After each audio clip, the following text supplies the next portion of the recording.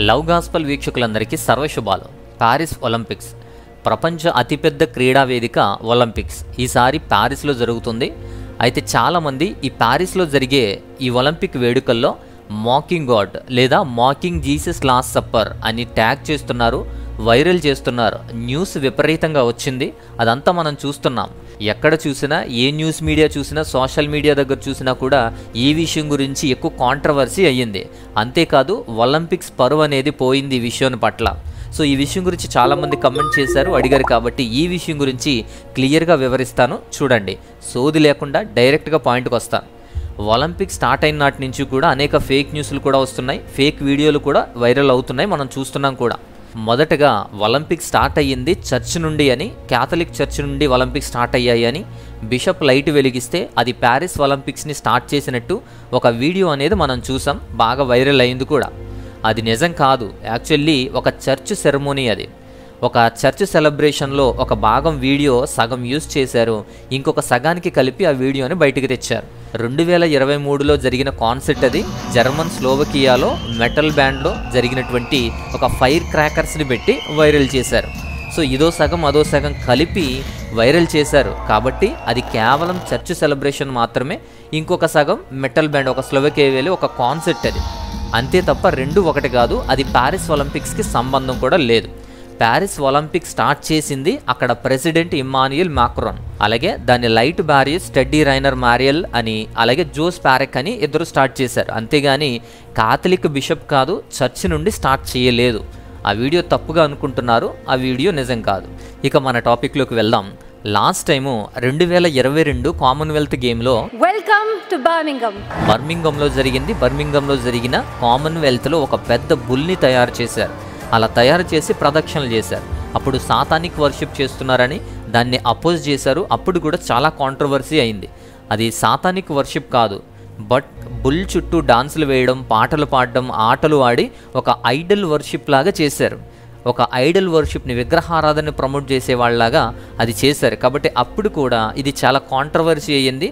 ఆ Commonwealth games కూడా కొన్ని కాంట్రవర్సీస్ని ఎదుర్కోవాల్సి వచ్చింది. దాన్ని వాళ్ళు industrial heritage and multicultural ట్రెడిషన్గా వాళ్ళు చెప్పుకొచ్చారు. ఎందుకంటే ఇది ఓల్డ్ ట్రెడిషన్, అక్కడ ఉన్న ప్రాంతాల్లో ఉన్న ఓల్డ్ ట్రెడిషన్ని కొత్త టెక్నాలజీని కలిపి వాళ్ళు ఏదో కొత్తగా ట్రై చేయడానికి చేశారు. అప్పుడు కూడా ఇలాంటి కాంట్రవర్సీని ఎదుర్కోవాల్సి వచ్చింది. బట్ ఇప్పుడు ప్యారిస్ ఒలింపిక్స్ 2024 ప్యారిస్ ఒలింపిక్స్లో అంతకన్నా దారుణమైన కాంట్రవర్సీని ఎదుర్కోవాల్సి వచ్చింది. సాక్షాత్తు ఒలింపిక్స్ కమిటీ క్షమాపణలు చెప్పేంత దిగజారింది. డైరెక్ట్గా దేవుణ్ణి మాకింగ్ చేయడం, యేసుక్రీస్తు లాస్ట్ సప్పర్ని ఎగతాళి చేయడం ఏంటని పెద్ద ఎత్తున కాంట్రవర్సీ వచ్చింది. లియోనార్డో డావిన్సీ చేసినటువంటి పెయింటింగ్ లాస్ట్ సప్పర్, ఆ లాస్ట్ సప్పర్ని అలాగే డ్రాగ్ క్వీన్ని కలిపి ప్రదర్శన చేశారు వీళ్ళు. ఇది చాలా వ్యతిరేకత వచ్చింది, ఈ డ్రాగ్ క్వీన్ ప్రదర్శన అనేది. ప్రభురాత్రి భోజనం అనే లాస్ట్ సప్పర్ని వ్యంగ్యంగా చేయటం, డ్రాగ్ క్వీన్స్తో కలిపి చేయటం, లింగ మార్పిడి చేసుకున్న ట్రాన్స్జెండర్ మోడల్స్తో చేయటం, నగ్నంగా పాడేటువంటి ఒక వ్యక్తిని పెట్టి షో చేశారు. ఇలా వ్యంగ్యంగా చూపించటం, అవమానించటం, నగ్నంగా కనిపించి చెరపటం వివాదాస్పదమైంది. ఫ్రాన్స్ క్యాథలిక్ వాళ్ళు స్ట్రాంగ్గా దీన్ని అపోజ్ చేశారు. క్రైస్తవుల్ని అవమానించారు అని చెప్పి అపోజ్ చేశారు. ఫ్రాన్స్ పొలిటీషియన్స్, అపోజిషన్ పార్టీస్ కూడా దీన్ని వ్యతిరేకించాయి. ఎక్స్లో దీని గురించి డిస్కషన్స్ కూడా చేసి అపోజ్ చేస్తున్నారు. అలాగే ఇటాలియన్ కౌంటర్ పార్ట్ మెటియో సాల్విని, అనేక మంది, బిలియన్స్ మంది, కోట్ల మంది క్రైస్తవులు అవమానించినటువంటి సంఘటన ఇది అని దాన్ని తప్పుపడుతున్నారు. అలాగే ఫేమస్ వ్యక్తి టెస్లా అధినేత అయినటువంటి ఎలాన్ మస్క్ కూడా దీన్ని వ్యతిరేకించారు. ఎక్స్ట్రీమ్లీ డిస్రెస్పెక్ట్ఫుల్ టు క్రిస్టియన్స్ అన్నాడు, క్రైస్తవులకు అత్యంత అవమానకరమైంది అన్నాడు. అలానే అమెరికన్ లీడర్ డొనాల్డ్ ట్రంప్ కూడా వ్యతిరేకించారు దీని గురించి. అంతేకాదు అమెరికాకు చెందిన టెక్నాలజీ కంపెనీ సీస్పైర్, ఈ సీస్పైర్ కూడా ఒలింపిక్స్లో వారి అడ్వర్టైజ్మెంట్స్ని విరమించుకున్నారు, వాటిని క్యాన్సిల్ చేసుకున్నారు. అలాంటి అవమానకరమైన పనులు షాకింగ్కి గురి చేశాయి. తప్పు అని చెప్పి అందరూ కూడా వ్యతిరేకిస్తున్నారు, పోస్టులు చేస్తున్నారు. ఈ షో చూడగానే స్టార్టింగే అలా కనపడడం అందరినీ ఆశ్చర్యానికి గురి చేసింది. వారి ప్రదర్శనలు కూడా ఎల్జీబీటీ కమ్యూనిటీని, ఈ ప్రాపగండాని ప్రమోట్ చేస్తున్నట్టే ఉన్నాయి. లెస్బియన్, గే, బైసెక్సువల్, ట్రాన్స్జెండర్ ఇలాంటి కమ్యూనిటీస్ని వాళ్ళు వాడుకొని అలాంటి వారిని చూపిస్తూ అలాంటి వేషాలు వేస్తూ దాన్ని ప్రమోట్ చేస్తున్నట్టు ఈ పర్ఫార్మెన్స్ ఉంది. అందుకోసం చాలా వ్యతిరేకత కూడుకున్నది. ఇది క్రైస్తవుల గురించే కాదు కానీ ఇంకొక విషయం, ఇది ఈ సెక్సువల్ ఇంటర్ కోర్సెస్ గురించి కానీ లేదా ఇలాంటి లెస్బియన్స్, ట్రాన్స్జెండర్స్ గురించి కానీ అవమానకరమైనటువంటి ప్రోగ్రామ్ గాను, అలాగే న్యూడ్గా ప్రదర్శన ఇవ్వడం, అర్ధనగ్న ప్రదర్శనలు ఇవ్వడం ఇలాంటివన్నీ కూడా చాలా కనిపించాయి. వీటి గురించి చాలామంది వ్యతిరేకించి దీన్ని అపోజ్ చేస్తున్నారు. అందుకే ఇది ఎక్కువగా కాంట్రవర్సీ అయ్యింది. యూరోపియన్ పార్లమెంట్లో ఫ్రెంచ్ మెంబర్ అయినటువంటి మ్యారియోన్ మార్కెల్ ఈ ఒలింపిక్స్ చూసే వారందరినీ ఇన్సల్ట్ చేస్తున్నారు అని చెప్పి అపోజ్ చేస్తూ వచ్చాడు. ఒక ఫ్రెంచ్ లాయర్ కూడా ఈ పర్ఫార్మెన్స్ మీద కంప్లైంట్ చేస్తున్నట్టు, లీగల్గా యాక్షన్ తీసుకుంటున్నట్టు ప్రకటించాడు. వీళ్ళే కాదు, ఇలా చాలామంది వ్యతిరేకించారు. ఇలా వ్యతిరేకించేసరికి ఈ కాంట్రవర్సీ అనేది, ఈ వివాదం అనేది ఎక్కువైంది. ఒక పెద్ద టేబుల్, ఆ టేబుల్ వెనకాల లాస్ట్ సప్పర్లో యేసుక్రీస్తు వారి శిష్యులు ఎలా అయితే కూర్చున్నారో అలాగా అర్ధనగ్న ప్రదర్శనలతో ఈ ట్రాన్స్జెండర్స్, ఆడవాళ్ళు కూడా ఆ టేబుల్లో నుంచున్నారు. వారి మధ్యలో ఒక బౌల్లో నుంచి నగ్నంగా వేషం వేసుకున్నటువంటి ఒక వ్యక్తి పాట పాడుతూ డ్యాన్స్ చేస్తున్నటువంటి ఆ పర్ఫార్మెన్స్ అనేది జరిగింది. ఆ వేషం కూడా పురాతన గ్రీక్ దేవుడి వేషం అని, డియోనిస్ ప్రదర్శన అని చెప్పి చెప్పుకొచ్చారు. అయినా సరే అలా నగ్నంగా అవమానించడమే కదా, అర్ధనగ్నంగా ఆడవాళ్ళు, ట్రాన్స్జెండర్స్, చిన్నపిల్ల కూడా ఉంది వెనకాల. అలా కోట్ల మంది చూసే ప్రోగ్రాం కదా, అలా గ్రీకు దేవుడినైనా సరే నగ్న ప్రదర్శనలతో అవమానించకూడదు కదా. ఒలింపిక్స్ అఫీషియల్ ఎక్స్లో కూడా ఈ పర్ఫార్మెన్స్ గురించి గ్రీకు గాడ్ డయోనిసస్ అనేటువంటి గ్రీకు గాడ్గా చెప్పుకొచ్చారు. ఎక్కడా కూడా లాస్ట్ సప్పర్ అని మెన్షన్ చేయలేదు. తర్వాత టీవీల్లో ఒలింపిక్స్ కమిటీ మెంబర్సు అది ఉద్దేశపూర్వకంగా చేసింది కాదని, అలా లాస్ట్ సప్పర్ని ఇన్సల్ట్ చేసే ఉద్దేశం లేదని, అది కాదని చెప్పుకొచ్చారు.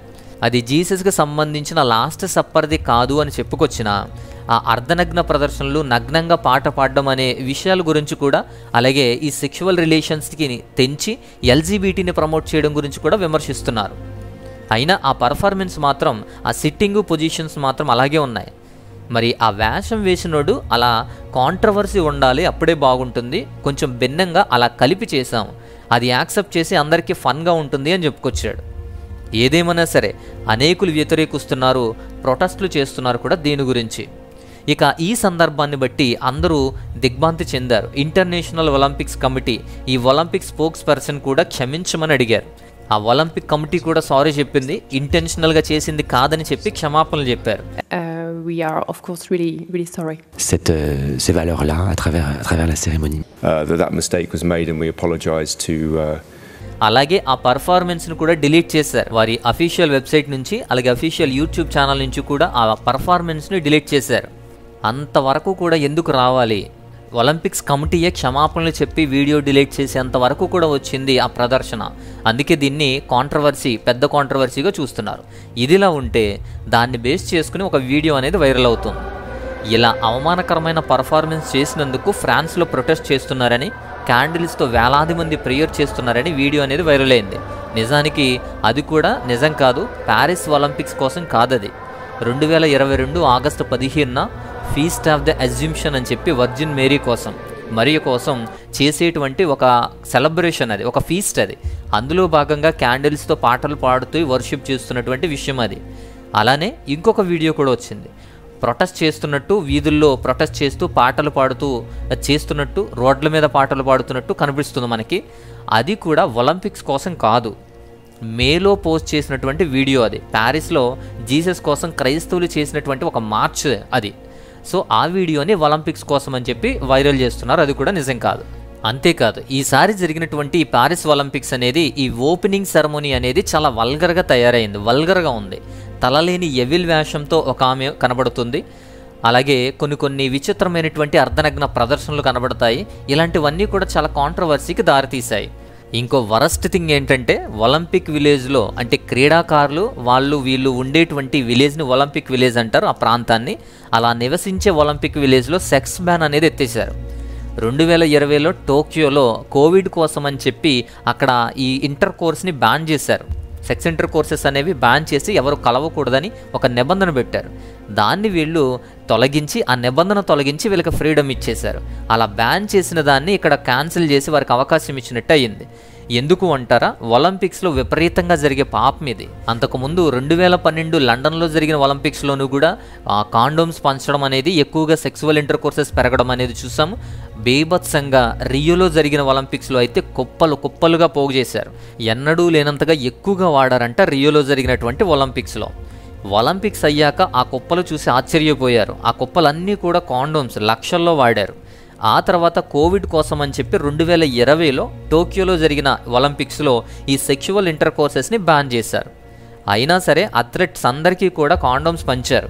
ఈసారి ఇంటర్ కోర్సెస్ అనేది జరగకూడదని, వారు కలవకూడదు అనే నిబంధన అనేది క్యాన్సిల్ చేశారు. ఇప్పుడు 3 లక్షల కాండోమ్స్ ఇచ్చారు. ప్రతి వారికి కూడా విలేజ్లో 3 లక్షల కాండోమ్స్ ఏర్పాటు చేశారు. అంటే మేల్ ఫీమేల్ సెపరేట్ కాండోమ్స్ పంచారు. అయితే అథ్లెట్స్ ఎందుకు వాడతారో, వాళ్ళు ఎలాంటి విషయాలు ఉంటాయో అక్కడ ఇవన్నీ కూడా మన టాపిక్ కాదు, అది డిస్కస్ చేయాల్సిన అవసరం కూడా లేదు. కానీ అక్కడ చాలా విపరీతమైన పాపం పెరుగుతుంది, ఇల్లీగల్గా చాలామంది కలుస్తున్నారనే విషయం చూడండి చాలు. ఇవి కాకుండా ఒలింపిక్స్లో కాంట్రవర్సీలు కూడా చాలా వచ్చేసాయి. ముఖ్యంగా వారి అర్ధనగ్న ప్రదర్శనలు, వ్యంగ్యంగా చేసినటువంటి పర్ఫార్మెన్స్లు ఇంటర్నేషనల్ ఒలింపిక్ కమిటీకి చెడ్డ పేరు తీసుకొచ్చేసాయి. లాస్ట్ సప్పర్ అయినా లేదా దాని గురించి కాకపోయినా, గ్రీకు దేవుడైనా సరే నగ్నంగా చేయడం ఏంటి, అపహాస్య ప్రదర్శనలేంటి, ఇది ప్యారిస్లో వివాదమైంది. ఇదే ఇండియాలో వేరే వాళ్ళకి జరిగితే అల్లకల్లోలం అయిపోయేది. అదే ఇండియాలో క్రిస్టియన్స్కి జరిగితే మాత్రం ఏమవ్వదు, ఏముండదు. ఎందుకు అంటారా, ఎవరో పట్టించుకోరు. చేయగలిగిన పెద్దవాళ్ళేమో చేయరు, ఇక క్రైస్తవ కమ్యూనిటీలు ముందుకు రారు, వాళ్ళు కలవరు, వాళ్ళకు వాళ్లే ముందు పోట్లాడుకోవడం ఆపరు, దేని గురించి మాట్లాడరు, రాజకీయం తప్ప. ఇక చిన్నవాళ్ళు ఏమీ చేయలేక దానికోసం అస్సలు పట్టించుకోరు. మధ్యలో ఉన్నవారు ఎవరో ఏదో చేస్తారని ఎదురు చూస్తూ ఉంటారు. ఇండియాలో ఏం జరిగినా, ఎంత దూషణ జరిగినా, ఎంత హేళన జరిగినా ఇదే జరుగుతుంది. ఇలాంటివి ఏంటి, ఇంతకన్నా దారుణాలు జరిగాయి. ఎన్ని జరగటం లేదు, ఎన్ని అవమానాలు, ఎన్ని దోషణలు చేయడం లేదు. ఎన్నో చర్చిలు, ఎందరో సేవకుల మీద ఎన్నో అటాకులు జరుగుతున్నాయి. అలాంటి శోధనలు ఎన్నొచ్చినా పట్టించుకోరు. కోట్లాది మంది చూసేటువంటి ఒలింపిక్స్లో ఒక చిన్న పర్ఫార్మెన్స్ కొంచెం తేడాగా కనిపించేసరికి అందరూ యూనిటీగా ఎదుర్కొని కాంట్రవర్సీ లేవదీసి దాన్ని ఎదుర్కొనే ప్రయత్నం చేశారు.